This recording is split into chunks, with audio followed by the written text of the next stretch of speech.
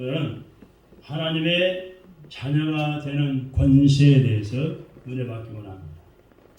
요한복음 1장 12절의 말씀 보니까 영접하는 자, 곧 그의 이름을 믿는 자들에게는 하나님의 자녀가 되는 권세를 주셨다 그랬습니다.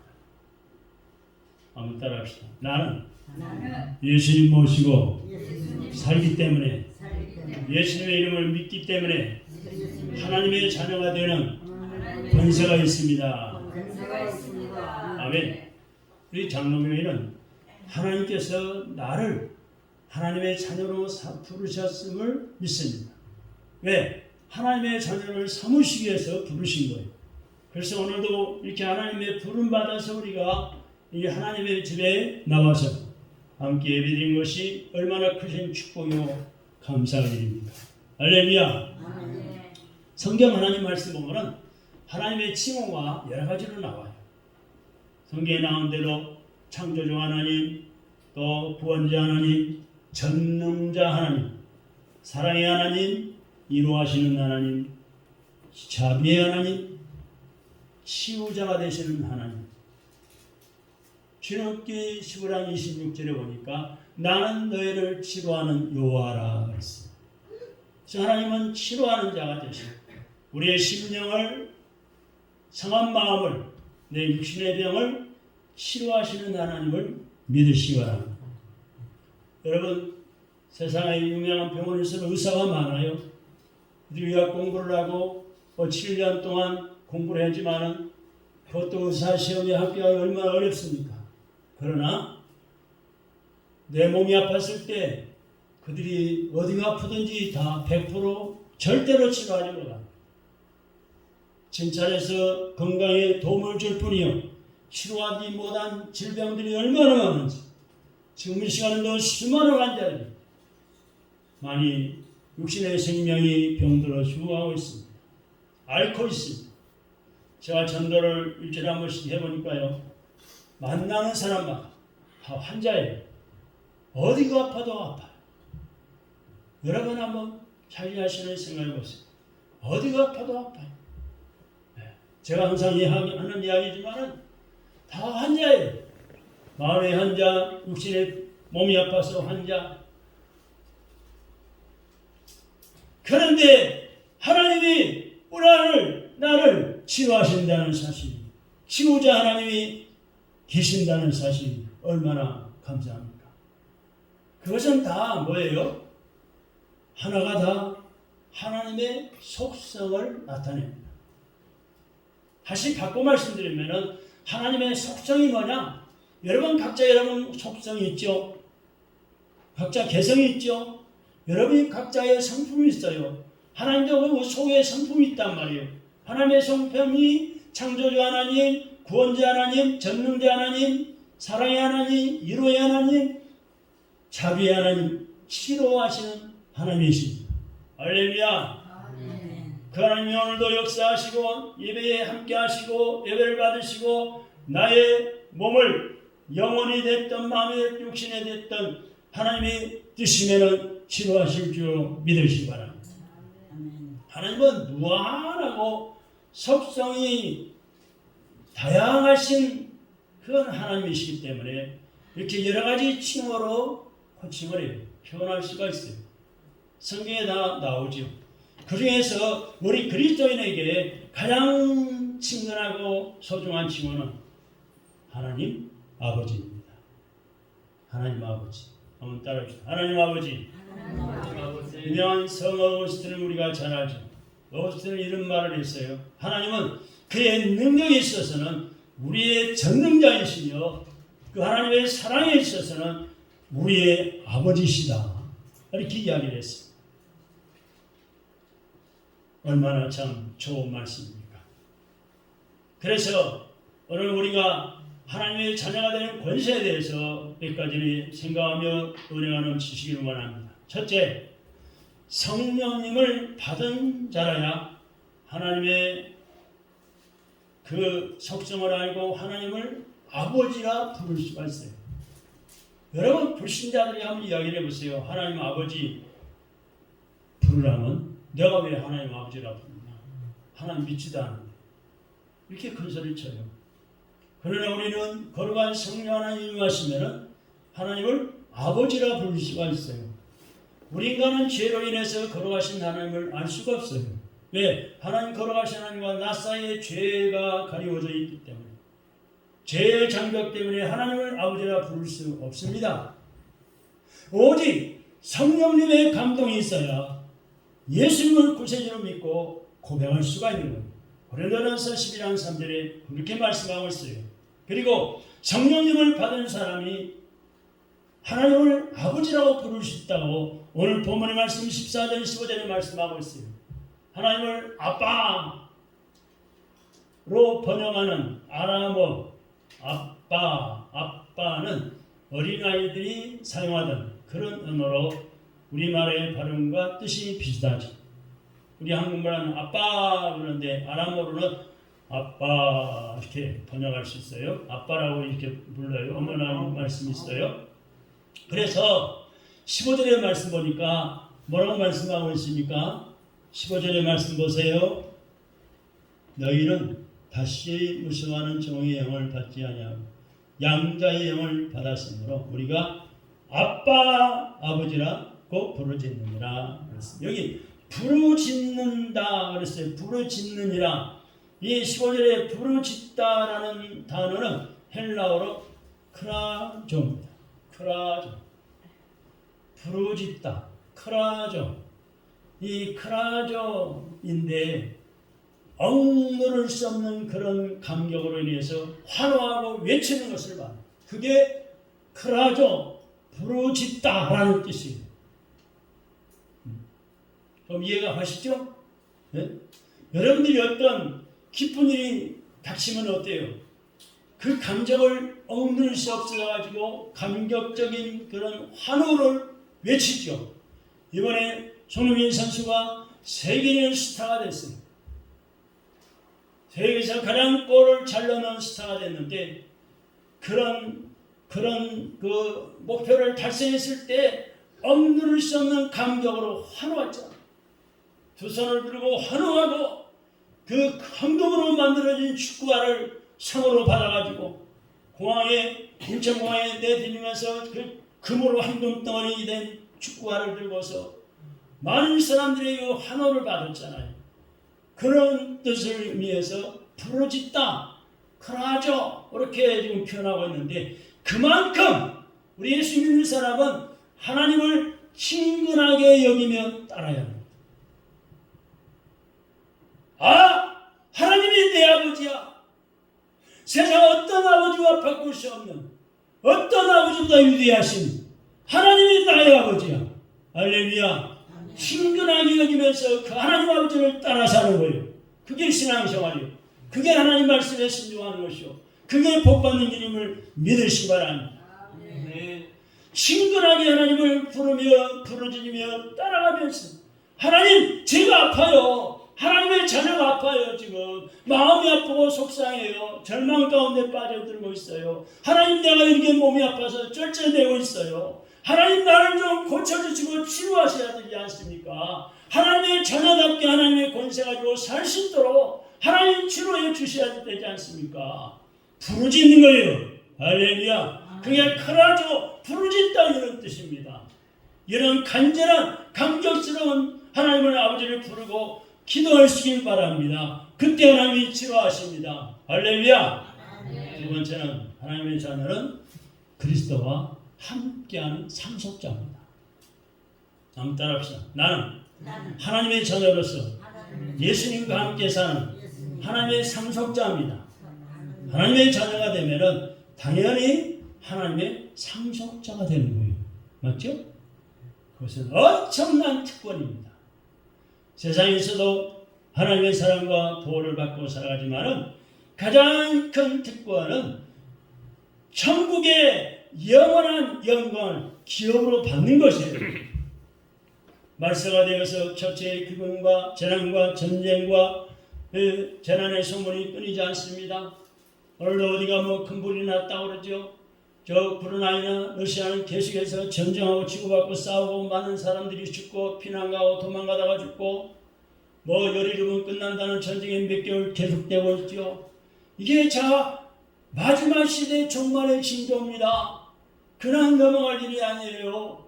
지금 세계의 많은 나라들이 코로나에서 생산되는 곡물을 수입하지 못해가지고 밀가루값이 올라가고 양식값이 올라가고 양식이 모자라서 굶어 죽는 사람이 많고 한국의 빵 가격도 밀가루값이 얼마나 지금 많이 올라가고 있습니까? 이게 다 말세의 징조예요. 주님 오실 날이 가까워 있다는 사실을 알아야 합니다. 그런 전쟁하니까 그렇겠지가 아니에요. 말세의 징조입니다. 그러므로 우리는 이 세상에서 하나님의 사랑과 보호를 받고 산다는 것이 얼마나 큰 특권을 누리고 있는지 몰라요.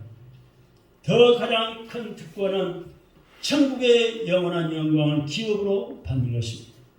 세상의 것들은 아무리 귀한 것이라도 결국 어때요? 사라지고 말아요. 언젠가는 사라지고 말아요. 그러나 하늘나라의 영광은 크고 영원합니다. 오늘 본문 말씀 18절의 말씀을 보세요. 빨리빨리 띄워보세요. 8장 18절. 생각건대 현재의 고난은 장차는 우리에게 나타날 영광과 족기에 비교할 수 없도다. 할렐루야. 시작. 생각건대 현재의 고난은 장차 우리에게 나타날 영광과 비교할 수 없도다.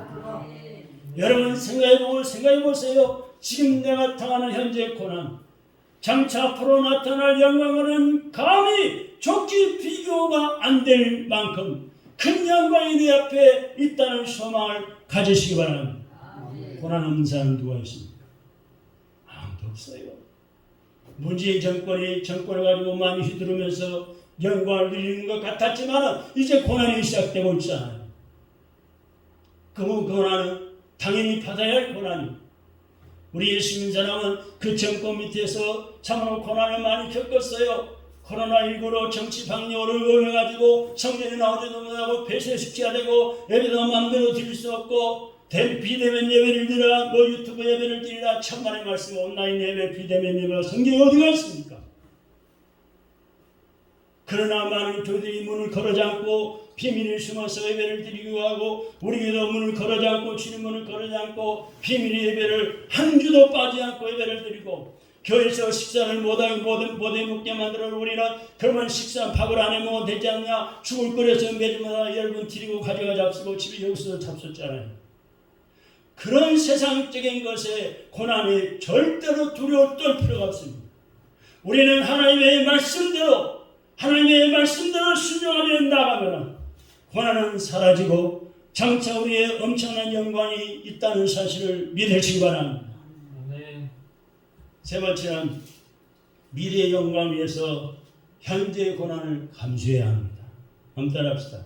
미래의 영광을 위해서 현재 나에게 닥친 어려움을 감수해야 된다. 하나님의 자녀에게는 특권도 있지만 동시에 책임도 있는 거예요. 책임.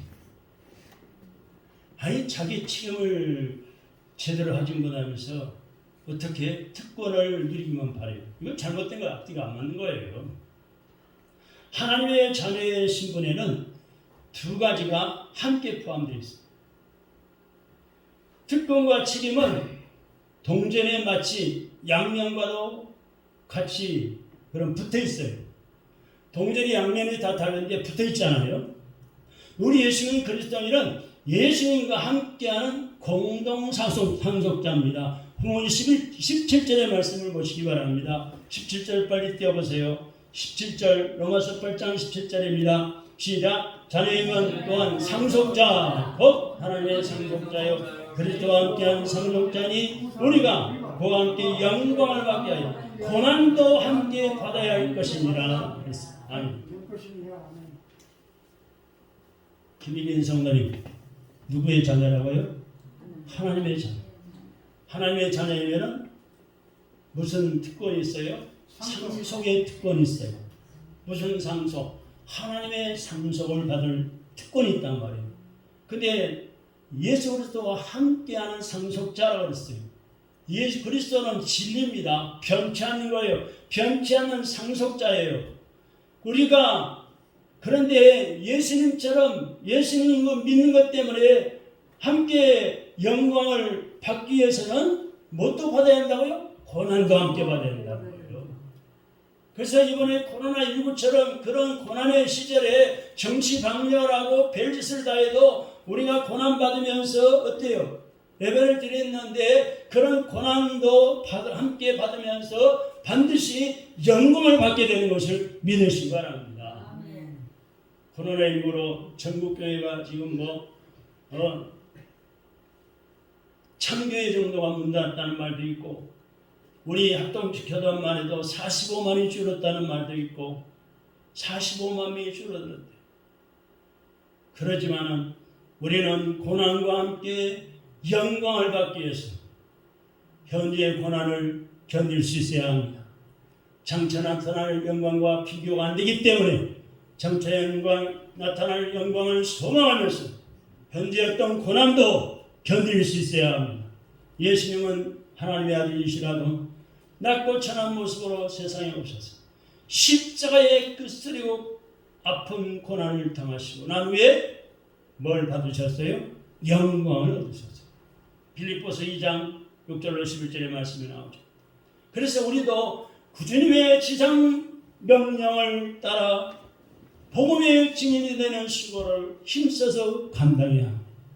복음의 증인되는 게 고난이요 영광입니다. 한 영혼을 천하보다 귀한 한 영혼을 전도하는데 얼마나 많은 고난을 당해야 됩니까? 시련을 겪어야 합니까? 얼마나 많은 것을 만나야 됩니까? 심지어 이 아파트 지역에 전도하는데 한 3년 전에 야구방망이를 들고 나오는 젊은 사람이 있었어요.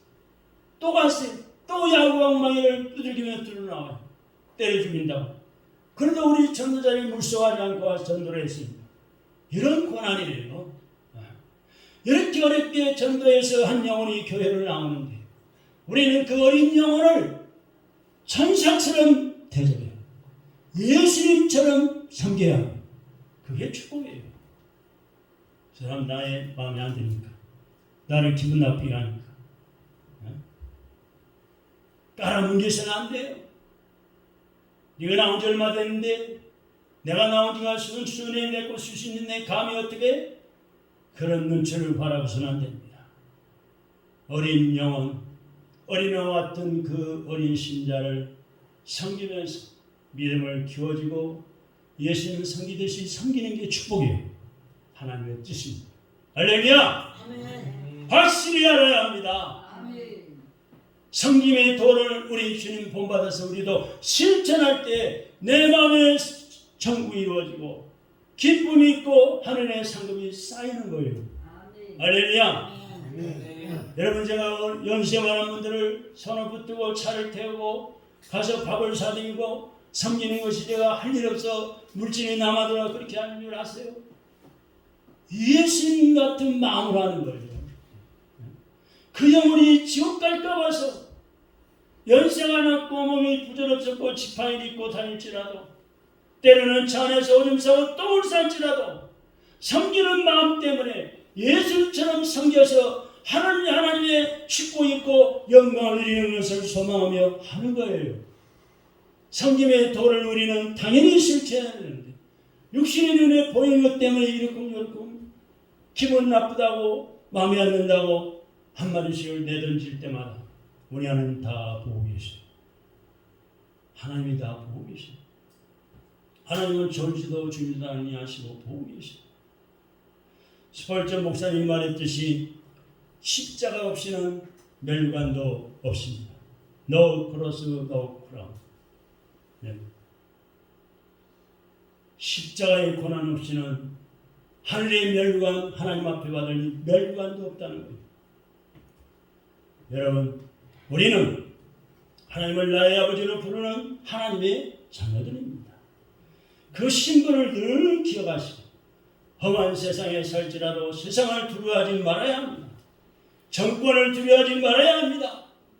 잘못된 정권이면 자유민주연법을 따라 바로 세월하고 부르줄 수 있어야 되고 기도할 수 있어야 되고 하나님의 말씀에 근거 기초한 자유민주연법을 지키도록 우리도 설선해야 합니다. 하나님은 그 무엇보다도 크신 하나님이십니다. 우리는 다 나아가서 더 나아가서 지상 천국에서 얻을 영광을 위해서 예수님의 진의 사명을 감당해야 합니다. 여러분, 덴마크 동화작가 안데르센의 미운 오리새끼 이런 동화를 기억하시죠? 백조의 알이 어쩌다가 이 어미 오리 둥지에 들어가서 있다가 병아리를 깨놨어. 그는 다른 오리들과 달리 모습이 달라지니까 옆에 많은 오리들에게 놀림을 당합니다. 견디다 못해서 뛰쳐나가서 방황하던 중에 날개가 자라나서 창공을 나누는 백조의 그 멋진 모습을 보면서 부러워합니다. 그러다가 문득 연못에 펼쳐진 자신의 모습을 보고 미운 오리 새끼가 아니라 백조임을 깨닫게 됩니다. 그는 자신의 신분을 알지 못해가지고 그동안에 헛고생을 했던 거예요. 자기가 백조인 줄 모르고 저 병아리처럼 그런 신세로 살다가 그런 신분으로 살다가 백조의 신분을 알지 못해가지고 헛고생하며 살았던 거예요. 우리 그리스도인들도 마치 미운 오리새끼처럼 바보 같은 세월을 살아갈 수 있어요. 내가 하나님의 자녀인 것을 모르고 하나님의 상속자요 하나님의 자녀의 신분인 것을 모르고 예수를 믿고 하나님의 상속자가 된 자신의 신분을 알지 못해서 그동안에 헛고생을 하는 그런 교인이 있어요. 교인은 왔다 갔다 하는데 헛고생하는 거예요. 목사님 빠지면 전화하고 찾아가고 귀찮고 고생하는 거예요. 교회를 가야 되냐 말아야 되냐, 주일을 지켜야 되냐 말아야 되냐, 11조를 바쳐야 되냐 말아야 되냐, 다 하나님 말씀의 명령에 순종하는 축복인데 자기 생각을 굴리는 거예요. 헛고생하는 거예요. 우리는 사도신경에 올 때마다 이렇게 고백하지요. 전능하사 천지를 만드신 하나님 아버지를 내가 믿사오며 아멘. 고백하죠. 예배 시간만. 그렇다면 나는 분명히 누구의 자녀요? 하나님의 자녀입니다. 한번 따라합시다. 옆 사람에게 당신도 하나님의 자녀입니다. 나도 하나님의 자녀입니다. 할렐루야. 근데 하나님의 자녀가 됐으니 그 하나님의 권세가 얼마나 대단한 것인지 잘 깨닫고 살아가시는 게 마땅한 일이에요. 마땅한 거예요. 그럴 때 비로소 하나님의 자녀로서 이풍당당하게 하나님의 말씀대로 살아가고 그리고 복되고 존귀한 인생으로 살아갈 수가 있습니다. 아멘. 그래서 먼저 예수님이 어두운 세상에 빛으로 오셨지만은 세상 사람들이 반응은 어땠습니까? 요한일서 1장 9절로 11절에 보니까 예수님은 죄악으로 어두워진 세상에 참빛으로 오셨다 그랬어요. 그런데 세상 사람들은 죄로 말미암아 영적인 눈이 어두워서 예수님을 알아보지 못했어요. 영적으로 눈이 가리워서 죄에 가리고 어두운 구리에 가늘고 마귀 사탄에 속아서 알아보지 못했어요. 심지어 예수님을 핍박하고 십자가에 못 박아 죽였어요. 요한복음에 나오는 빛과 어둠은 영적인 의미로 해석해야 합니다. 여러분, 어둠은 어때요? 죄악을, 그리고 빛은 거룩을 의미하죠. 예수님은 완전한 거룩하신 하나님의 아들로 참빛이 되어서 죄악으로 거룩한 이들 가운데 오셨습니다. 죄악으로 가득한 가운데 예수님이 참빛으로 오셨는데 그러나 죄로 인해서 영적인 눈이 먼 사람들은 예수님을 알아보지 못합니다. 죄 때문에 못 알아보는 거예요. 성경에서 세상이란 단어는 세 가지로 경우로 사용되는데 먼저 하나님이 창조하신 피조세계, 그리고 타락한 인류, 그리고 죄악으로 가득한 세대입니다. 요한복음 1장 10절에 보니까 세상이라는 단어가 3번 나오는데 앞에 둘은 피조세계를, 그리고 나머지 하나는 타락한 인류, 즉 세상 사람들을 가리킵니다. 그러면 더 나가서 예수님은 어떤 분이실까요? 여러분 아시겠지만 요한복음 1장 10절 14절, 요한복음 1장 1절로 3절, 골로새 1장 15절 이하의 말씀 보니까 예수님은 본래 영원 전부터 영원 끝까지 계시는 하나님이셔요. 하나님이신 분이 사람의 몸을 입으시고 예수님으로 오신 거예요. 근데 삼일체 하나님 가운데 아들 하나님으로 천지창조에 동참하셨어요. 인간의 몸을 입고 세상에 오시기 전에는 말씀, 로고스로 계셨습니다. 그래서 사복음서, 마태복음, 누가, 요한복음에는 예수님의 탄생에 대해서 각각 다른 각도에서 말씀하고 있는데 마태와 누가는 사건 중심으로 기록을 했어요. 하나님의 아들이 동정녀 마리아에게 성령으로 잉태되어 전능하신 사건을 사실적으로 묘사하고 있습니다. 반면에 요한은 신학적으로 표현하고 있어요. 말씀이신 아들 하나님이 인간의 몸을 입고 세상에 오신 성육신으로 서술했습니다. 마가는 아예 예수님 탄생 그런 기록을 삭제하고 공생의 사역으로 나서는 예수님의 등장을 직설적으로 선포합니다. 그래서 마가복음 1장 1절에 보니까 하나님의 아들 예수 그리스도의 복음의 시작이라 이렇게 말씀하고 있어요. 그래서 예수님을 믿고 영접하는 사람에게 주어진 축복이 있습니까? 그 복이 뭘까요? 요한복음 1장 12절 이하의 말씀 보니까 하나님의 자녀가 되는 권세입니다. 오늘 본문에 15절에도 나옵니다. 15절 한번 읽어봅시다. 15절 시작. 너희는 다시 무수하는 종의 영을 받지 아니하고 양자의 영을 받았으므로 우리가 아빠 아버지라고 부르짖느니라. 지금 여기서 이 권세가 나오는데 요한복음 1장 12절 13절에 나오지만은 권세는 신분을 의미합니다. 신분. 그런데 예수님을 믿는 것은 뭐 인간의 혈통이나 노력으로 되는 게 아니에요. 하나님이 성령으로 거듭나야 예수님이 하나님의 아들 구주라는 사실이 믿어지는 거예요. 오직 믿음으로 하나님의 자녀가 되는 것이 여러분 정말 믿어지십니까? 믿음으로 하나님의 자녀가 됐다. 예수 믿음으로 죄를 용서한 하나님의 자녀가 됐다. 정말 믿어지십니까? 아멘.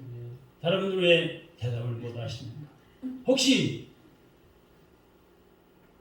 믿음 외에 뭐 불교인들처럼 어떤 특별한 노력이나 공로가 있어야 될 것 같다는 그런 생각이 들지 않습니까?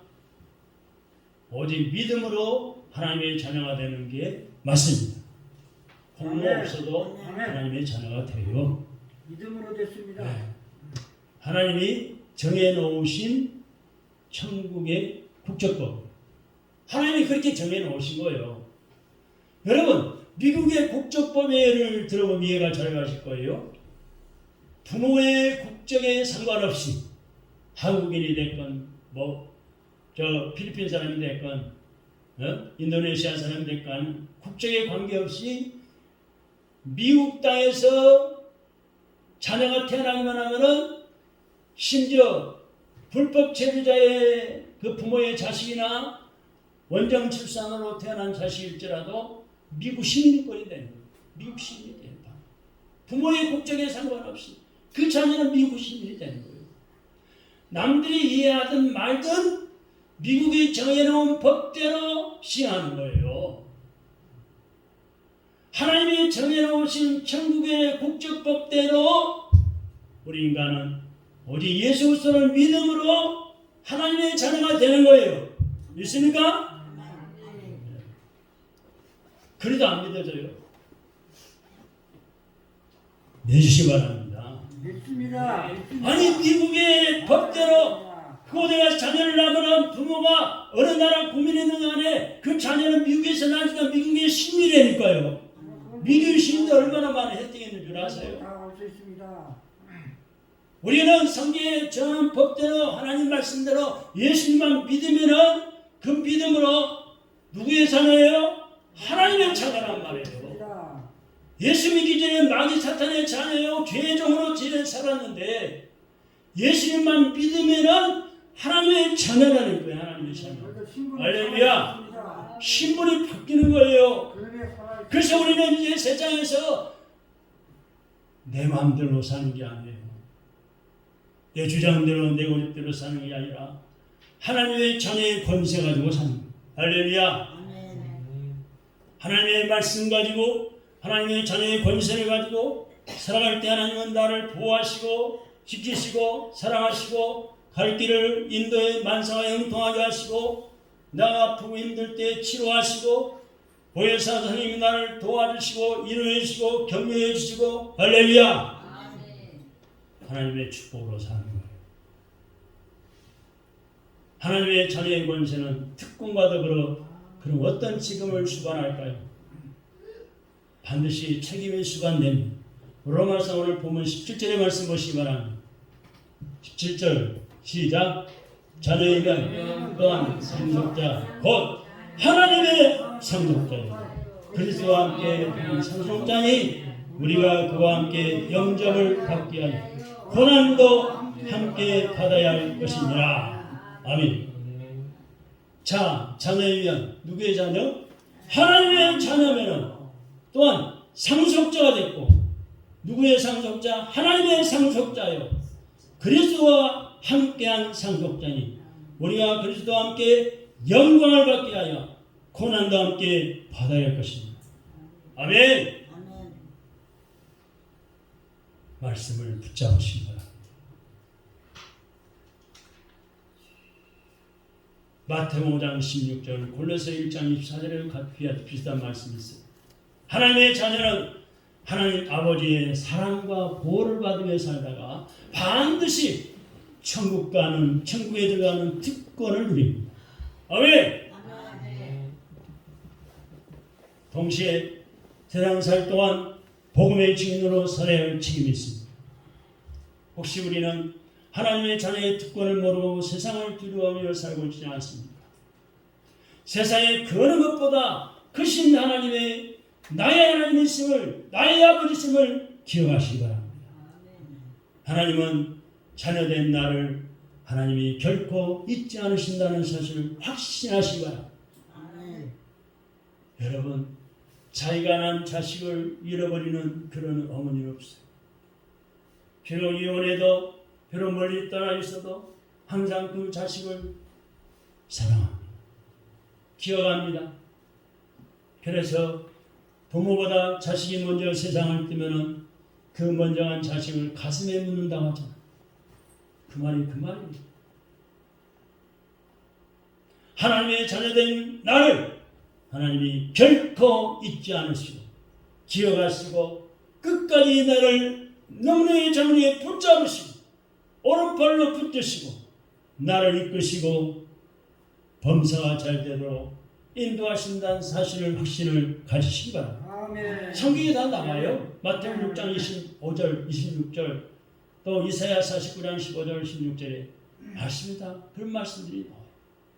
혹시 우리는 이 특권만 누리고 책임은 소홀히 하고 있지 않습니까?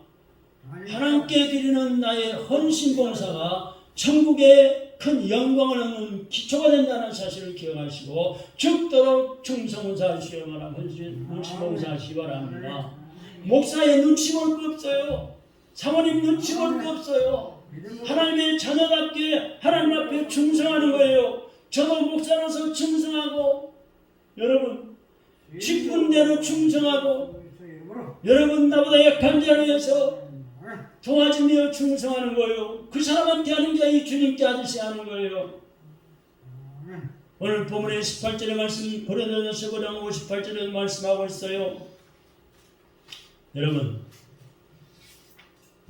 지금은 뭐 많이 잊혀졌지만 석유 왕 그러면 누가 떠올라요? 존 록펠러가 떠오르죠. 석유 왕 존 록펠러의 에피소드가 있어요. 그가 한 호텔에 나타나니까 호텔 직원이 딱 알아보고 깜짝 놀라서 정중하게 말했습니다. 급히 사장한테 연락도 하고 사장도 급히 달려왔습니다. 오펠러가 이렇게 말합니다. 이 호텔에서 제일 싼 방 하나만 주세요. 아니, 회장님! 지금 아드님이 제일 비싼 방이 두시겠어요? 근데 같은 방으로 사용하셔야죠. 오펠러와 지배인의 대화가 이렇게 이어졌습니다. 그래요? 아, 내 아들이 쓰고 있는 그 방이 하루에 얼마인데요? $5,000입니다. 그러면 가장 싼 방은 얼마고요? $33입니다. 아니, 그럼 저는 $33짜리로 하겠습니다. 그 방에 머무르겠습니다. 아니, 회장님, 그래도 그렇지. 그러자 노펠러가 빙그레 웃으면서 이렇게 대답합니다. 아, 신경 쓰지 마세요. 내 아들이야 최고의 각부 아버지를 두고 있지만 나는 가난뱅이 아버지를 두었으니 $33짜리라도 과분하죠. 우리 아버지는 최고의 가난뱅이, 내 아들은 최고의 각부 아들이니까 당연하죠. 여러분, 능력 있는 아버지를 두는 것은 좋은 일입니다. 그러나 그런 사람을 모두 다 부러워할 필요 없어요. 부러워할 것입니다. 그런 사람을 모두 다 부러워할 거예요. 하지만 전지전능하신 하나님을 아버지로 모시는 것이야말로 최고의 복입니다. 한번 따라합시다. 전지전능하신 하나님을 내 아버지로 모시는 나야말로 최고의 복이다. 할렐루야. 우리의 남은 생에도 전능하신 하나님을 더 잘 섬기면서 어떤 어려움도 믿음으로 이기시고 주님의 십자가에 피 흘려 세우신 교회를 섬기면서 하나님의 복음을 전하여 많은 영혼들을 예수 믿도록 전도하시고 하나님의 축복을 누리시기를 주님의 이름으로 축원합니다. 기도하겠습니다. 살아계신 하나님,